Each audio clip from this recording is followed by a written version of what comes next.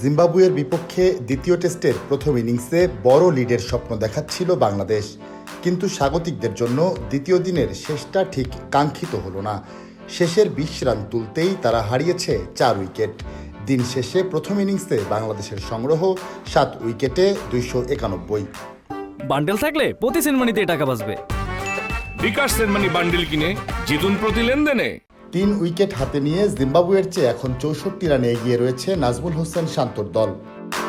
তবে স্বস্তি দিয়েছে বাংলাদেশের ওপেনিং জুটি।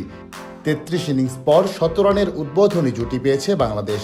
নতুন জুটি সাদমান ইসলাম ও এনামুল হক বিজয় দলকে এনে দিয়েছেন সেই কাঙ্ক্ষিত শুরু। দিনের প্রথম ২ সেশনে স্বস্তি আছে আরও। প্রায় ৪ বছর পর সেঞ্চুরির দেখা পেয়েছে সাদমান ইসলাম। তার পাশাপাশি মুশফিক বিজয়দের মাঝারি ঘরানার ইনিংসে তৃতীয় সেশনের শুরুতেই লিড পায় বাংলাদেশ।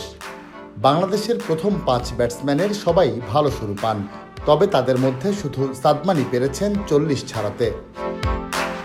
দ্বিতীয় দিনের শুরুতেই জিম্বাবুয়ে ২২৭ রানে অল আউট হয় নিজেদের প্রথম ইনিংসে। গতকাল ৯ উইকেটে একই স্কোর নিয়েই তারা দিন শেষ করেছিল।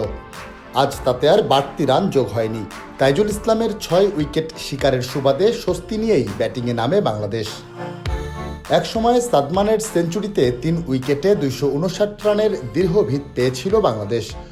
অভিষিক্ত লেগ স্পিনার ভিনসেন্ট মাসেকেসার ৩ উইকেট ও মুশফিকুর রহিমের অহেতুক রান আউটে দ্রুত উইকেট হারিয়ে চাপে পড়ে গেছে বাংলাদেশ।